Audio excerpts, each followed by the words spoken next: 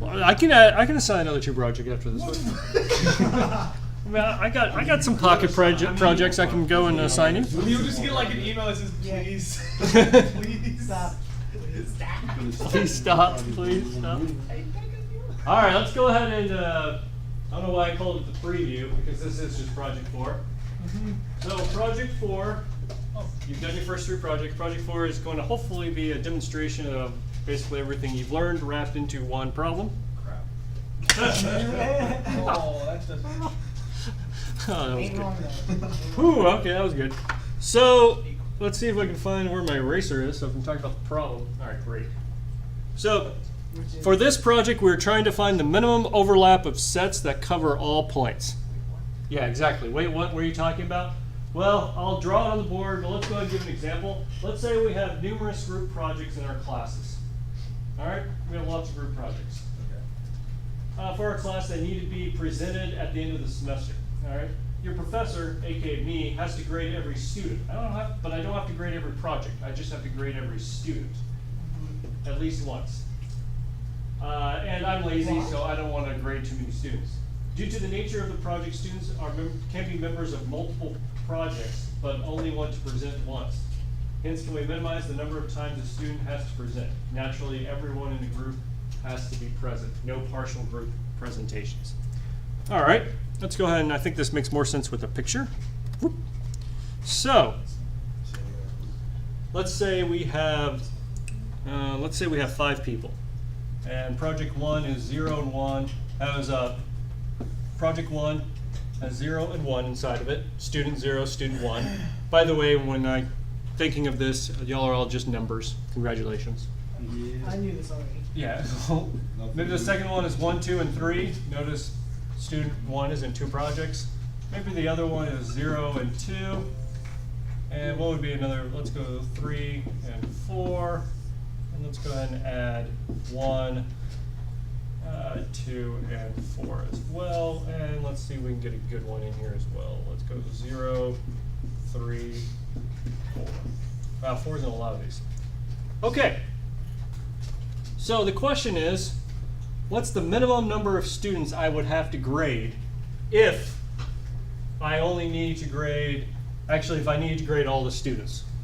What would be the minimum number of student grades? Well, let's see. What's that? Actually, it looks like these 2 would be the minimum, wouldn't it? Because if I grade it, no, it wouldn't have 0. Never mind, that was a lie. Oh, this is a good problem. It's harder than I thought. Thanks. Sweet. That picked some good numbers, yeah. So if I needed to grade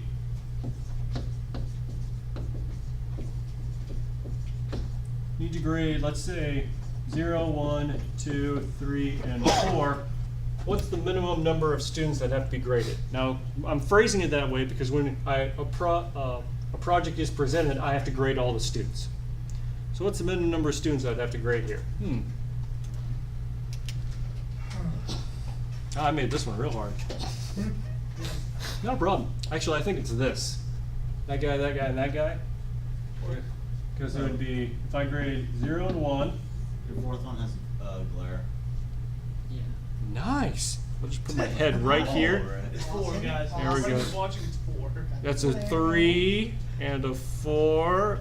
3 and a 4. Nice, right? Okay, now just keep that memorized. I can't even write over it and make it darker. Anyways. It's the blur of God. It's the blur of God. I liked it. 0 and 2, and then 3 and 4. So that would grade each student at least once, right? Yeah. And how many grades did I have to do in total? 6. Because 2, 2, and 2 is 6. Oh, because you can grade a student multiple times? Yeah, I have to grade students multiple times. Okay. All right, what if I just need, now if I only need to do 1, 2, and 4, well, that one's easy, it's just this guy, right? Which is equal to 3. I mean, I could have also tried to do 1, 2, 3, and 3, 4, but that would have been 5 grades in total, and I want to find the minimum. So I didn't want to do that. Now, to make it even trickier, I can say I need to grade student 1 twice because I don't really trust that guy. And I don't care about student 2, I already know they have an A. So that might now have a different search algorithm. I need to get 0, 1, 1, 3, and 4 in there. Hmm. Okay. Hmm.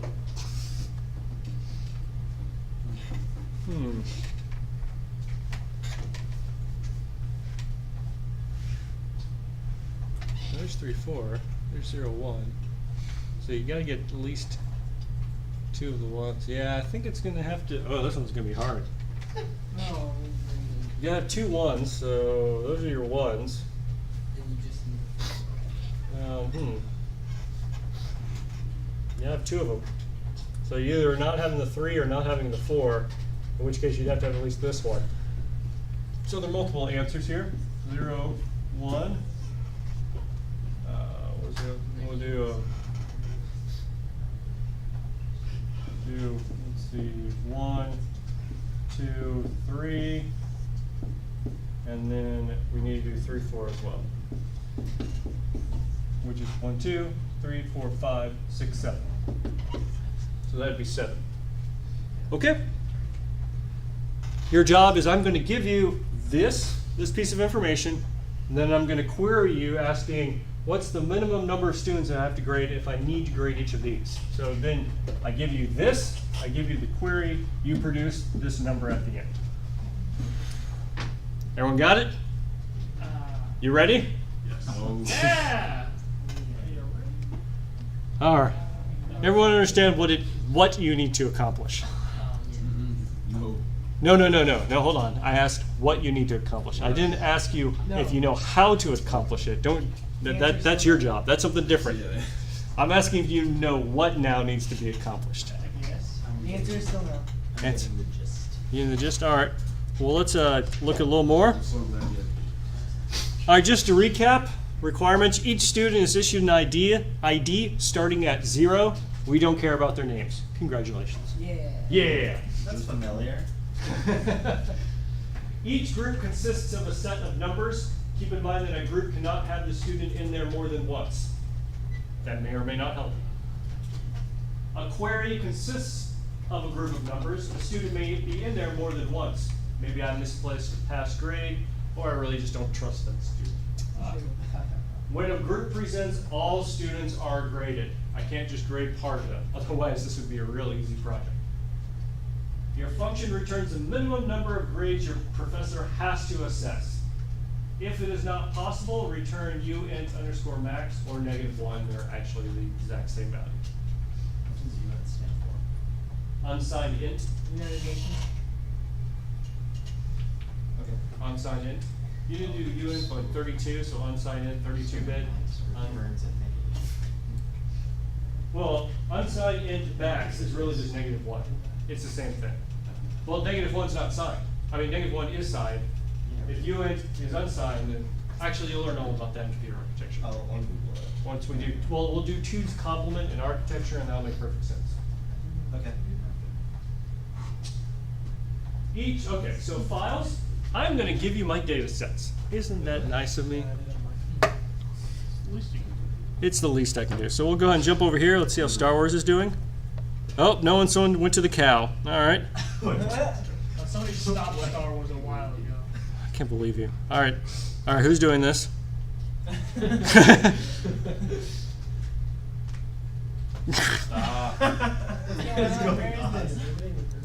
All right, who has a small window? Everyone maximize your window. That's logged in. There we go. Perfect. All right, so project 4. If we're going to go, notice we have stuff inside of data. If I go in data and someone decided to go small again. Thanks, guys. How do I see it live, Dr. Wood? Wait, how do you tell when somebody How what? How do I see it live? What do you mean? You're not logging in? I'm logged in, I did student, but now I just see. Max AT. Oh, team up T. space ATT and you'll attach. So terminal mux, attach. Come on, I'm there. I'm in. Oh, crap. I'm in. Is it MU or MO? TMUX. Hacker man, I'm in. Yeah, someone's moving around. Go, guys, go. All right, so these are different data sets.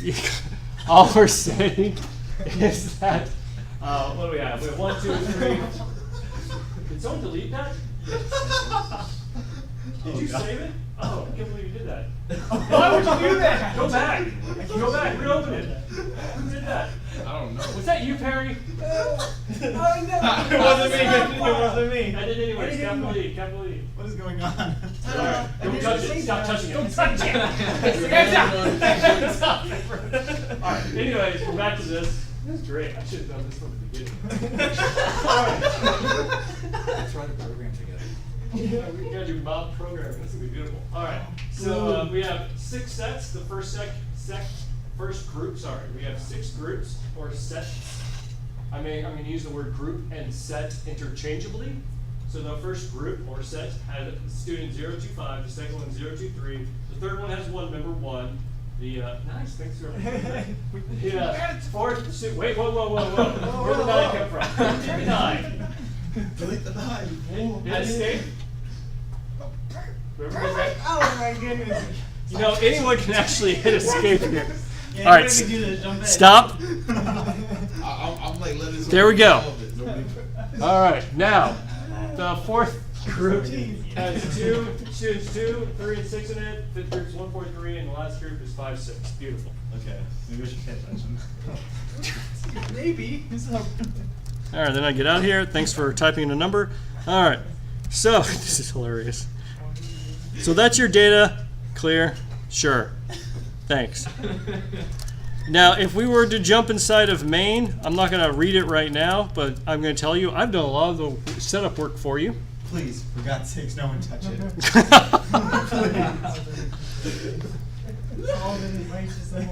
Actually, well, no, this is a different Git repository, so even if you mess this up completely, because I know what y'all are going to do, even if you mess this up completely, you're just betraying the class and not actually betraying students. Yes? But the changes are on video. Yeah, changes are on video, so you're really just betraying everyone online. Ha ha! Oh no, it sucks to be done. Quit. All right, so if I were to go ahead and make this, it would compile it, and I actually have written a lot in your make file. You probably want to start with a simple test. I call it small 30. So if I go make small 30, it'll run a small query. Right now, of course, testing this cover found a minimum of 1,309 elements. Obviously, that is incorrect because you haven't implemented the code, but I wanted to show you how it works. Notice I'm going to run your program. I'm going to send it the set. Yes, it's just whether or not debugging is enabled. And then I'm going to send in the different queries that are as different strings. So the first query, which is 1, 2, 3, 4, 5, 6, 7, 8, right there, testing that cover. 0, 3, etc., testing that cover, so forth and so on. Obviously, your program needs to return the correct minimum number of elements as well. And then actually my code will tell you the time it took yours to do that. So you said for like the seconds, like your code will handle that? Yeah, so I'll go ahead and now that you've seen how it works, let me jump in and explain the code. I set up some stuff for you. What I do is I create a minimum overlap class. This is your class that you're writing, passing in the string to the file. So it's your job to read in the file. You will have to do that. But you read in the file, and then I end the clock, and I just say it took so many seconds. This is just for your edification. As long as it didn't take, hours or something to read this in, we're good to go. But keep in mind that you may do as much pre-processing as you want in the constructor in order to speed up the next function. In other words, I am not really grading the speed of the constructor, so if it takes it an hour to do pre-processing, I'm going to be okay with that. That's not going to affect your final grade. What is going to affect your grade is how long find minimum overlap takes to complete. So this passes the file, which gives you the set of students or groups. Then over here, I create a cover basically from, from the arguments. I print off the cover, I begin the clock, and this is where I call your function find minimum of this cover, and then this print is whether or not you want debugging print to be on or off. And then I get the clock, set the time, and then print it back out. By the way, I am also getting timings, and I do actually print them out to a DAT file, so later on you can plot it if you really wish to see it. Isn't that nice of me? All right, so that's really this function, which is great. Obviously, your code I haven't done anything with. So there's your HPP file. This is really it. You have the set file, which is that a string pointing to the file, so you're going to have to open it up and read in all the sets. And then find minimum overlap. I will pass in a vector of integers, which represents the cover, and then a print function of whether or not you want to print off the default values. You are free to write any helper functions, and by you are free to, you are definitely going to have to. So write as many as you want. Yeah, sure. Yes, sir. Yes, sir. Sir, yes, sir. Okay. All right, let me go ahead and jump over. Unfortunately, I can't. Okay. All right, each file in the data directory contains a group of sets, which represents the groups that I may present to you, or may present to you. Pretty much, I'm going to stick with those sets. I will have one extra one just to make sure you're not doing any type of trickery on me. Trickery. But I have a lot of set files in there, ranging from very small to very large, depending on how much you need. Source.main, we went through that. It's a general purpose test program for running test cases on your code. It produces timings, which is great. The HTTP is your header file for the class that you will compute the minimum overlap, and the other one is your source file for your class is computed. Great. Here's some other data. Simple.test is very simple. I showed it below. Small 30, small data for basic timings. Medium 30 is what you should strive to master if you wish to pass this project. Large 30 provides definitely larger, and then large 50 is even larger than that one. Okay. All right, so each set group file contains multiple sets. I showed you that beforehand. Each set is contained in one line, is space delimited list of numbers. Each number represents a student ID. So there you go. Here's some more examples. So if your set are these 6 groups or sets, and I asked what's the minimum of 0 to 6, it's 5, because you can select 0 to 5 and then 5 to 6, which is a total of 5 grades or assessments. Does that make a little more sense, Leroy? Yeah. And then minimum of 1 is 1 because we have a group that just has 1 in it. All right, that one was easy, right? We'll probably never ask that question. Minimum of 1, 2, 2, 3 is 7. You have to select these groups. Do they come in sort of order? What do you mean come in sort of order? As in, like, their lowest value is sorted, so like up there goes to. I actually don't know. Because that would make it a lot. No, faster. it is not. They are not in sorted order. All right. Any questions about what you're to accomplish? We're better now, Chris? Better? Better than Yeah. before. All right. Here's the interface, which is the header file that we just showed. Okay. Nice. All right, I'm going to tell you how to set up the algorithm to solve this problem. Isn't that nice of me? Yes. But that scares me. Wait, yeah. What's the catch? You have to use this algorithm. Okay. I don't know. All right, algorithm setup. Notice that we have setting up, you have vector of integers and then constant Boolean print. And you're actually going to make a recursive call. I don't know why I didn't put this in there for you, but I didn't. To another one, and I'm going to let you define how this is set up. Find minimum overlap, passing in something called so far, input, and print. Notice I did not define the type of so far or input. This is pseudocode. I tried to write as much of it in C++ for you as I could, but this is pseudocode because I'm going to allow you to decide what's the data structure for so far, input, or anything else you want to put in there. Yes? Why is print a bool? Because print will tell you if you want to print debugging information. One thing that's very helpful about these complex projects is if you have a flag that goes ahead and print off all your debugging information so you can at least try and trace where your error is. So if you want to use print, you can. If you don't want to, just ignore it. Okay, so far represents the sets you have chosen so far. All right? Because this algorithm is going to be set up to where it's going to try every possible combination.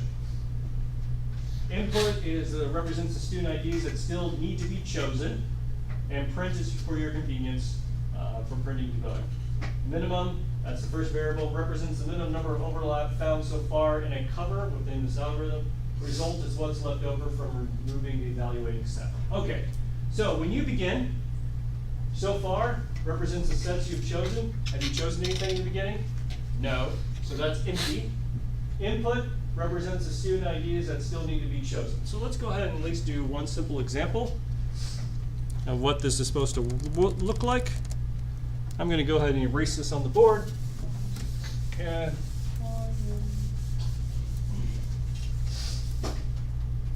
so we have 0, 2, and 5. We got 0, 2, and 3. 1, 2, 3, 6. 2. Wow, that's an interesting 2. It looks like a 3. 1, 4, 3. 1, 4, 3. 1, 4, 3. Oh, huh. How about that? And 5, 6. I can read. I can read. All right, in the first we'll say Might wanna turn the camera to. too bad. There's just gonna be a glare. Or it's not. It's Oh, not- church. Yeah, well, I'm writing it down off the board, off the screen, so that's why I haven't done anything yet. Oh. 0, 2, 6. So far equals. I'm just gonna say nothing. All right. Okay, so we have something that looks like that. Oh, beautiful. So in your first call, so far is empty, and your input are those 3 numbers. All right. So what do we do? Min is uint max. So we're just going to say min equals 2 to the 32nd minus 1. That's what uint max is. For each set S in the file, so you have to have something in the file, result is input minus subtracting S. Okay? So first off, so we're going to have a loop for each set. All those. So result will equal input, which is this guy, minus the first one, which is 0, 2, 5. And what does that equal? 6. 6. Right? Because if you have, let me do this so it's a little clearer. You have 0, 2, 6, you take away 0, 2, and 5, you're just left with 6. The 5 is extraneous. All right? So that's the result when you take that one away. If result has 0 members,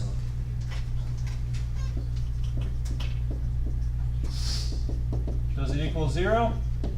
Nope. So we continue on. Min is the size of the result. And then what do we do? Oh, it doesn't have, so we didn't find anything. Add, aka append S to so far. So then we have so far will now equals S, which is 0, 2, 5. So far becomes that. Cmin and C, wow, that sounds bad. Current minimum. So notice that that's a recursive call. Wait, there's a number missing in this code.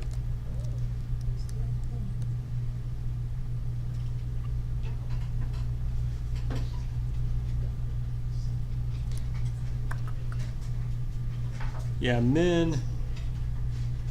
Yeah, you need to do minimum plus equals length of S, which means it equals 3. Actually, it just equals, well, no, I'm sorry.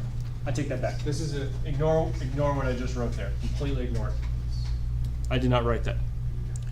So now you're going to call C minimum equals find minimum overlap, passing in so far, input, and print.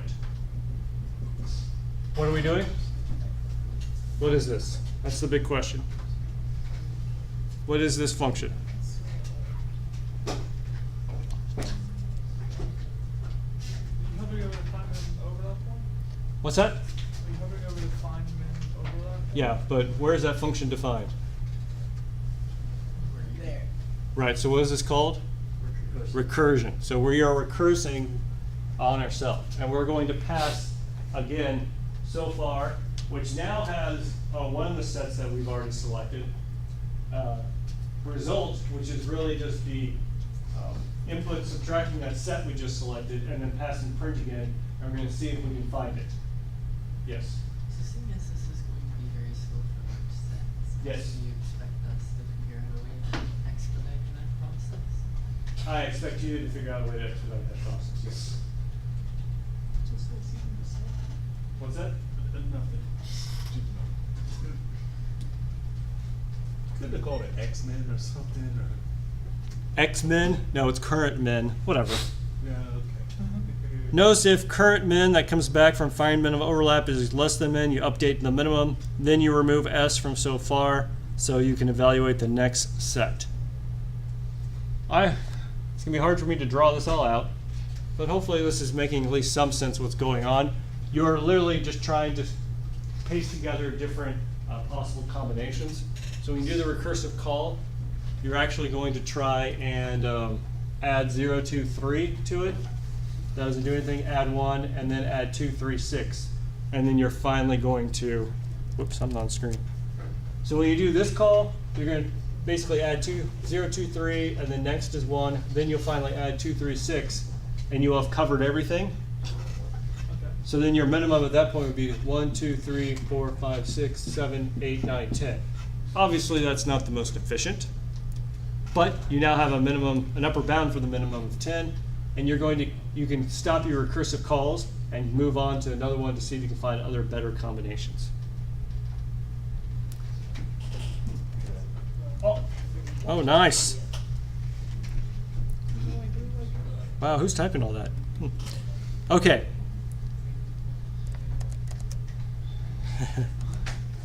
Are there any questions about the overview of this algorithm?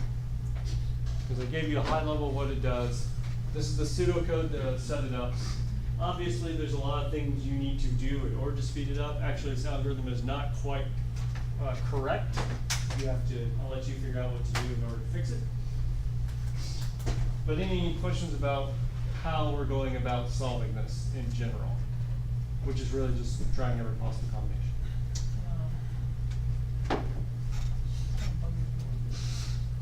All right, y'all know perfectly good. Okay. I'm sure you'll have more questions next class. As usual, you may not change the public interface, but may add any private data or methods that you wish. Of course, you're going to be doing that, so go ahead. Since we're using recursive backtracking, we must add at least one additional method for the recursion to work. Keep in mind the above is pseudocode. I never defined what so far's type is. Notice the data stored in the private section should not depend on a particular call to find minimum overlap. In other words, I'm going to call your constructor once with the file name, let you do any pre-processing you wish, and then I'm going to call find minimum overlap many times on different queries. Okay? That means that whenever you do a query, it should not affect the next query. Let's see. So your data should be declared locally within find min overlap and passed as parameters when needed. Pass by reference is faster than pass by value for any data items bigger than a single integer, so consider using that if you don't change the value. Keep in mind that const does give some performance improvement, but not much. In general, const will probably just give you more headaches than is worth it. Fair warning. You may create helper classes if you want. Go ahead, have at it. The public interface of those classes is completely up to you as well, subject to a good design criteria. If it makes no sense to me, I would take points off. In particular, you will need to have a representation, possibly a class or a struct to represent the actual set or group. You may use anything from the STL. Doesn't bring you hope. It doesn't bring you hope anymore? Hmm. That's a lot better. Doesn't make it better. All right, these first numbers, okay, yeah. So for, what do we have? Simple set, yes, 0, 2, 3. These are some answers. I wrote a 60-point version. I haven't been able to figure out how to give you the binary to run, but I ran it on small 30, which we didn't make earlier. Those are the numbers you're supposed to get, and those are some timings for the 60-point version. I wrote a 70-point version as well. Notice I'm doing it for large 30. That last one took nearly 8 seconds to complete on my computer. And I'm on an i5. I'm on an i5. I do have a 100-point version as well, which I've actually discovered other improvements I could make to it. So it is possible y'all could beat me in this one. Good luck. Yeah. I haven't had time to implement it yet.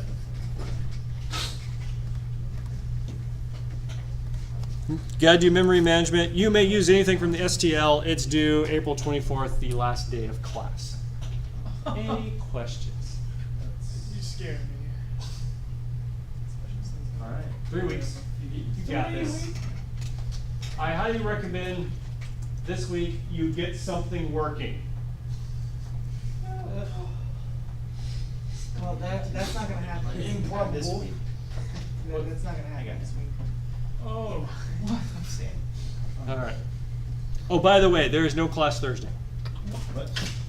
I know it's random. I forgot to tell you that. Yeah, no class Thursday. My wife decided it's time to go to Florida. Oh, All nice. right. Wait, is she decide that during spring break? Oh no, my kid's spring break is this week, Oh, okay. and then she decided it was time to go to Florida. So I was like, all right. That's not good. What am I gonna say? No?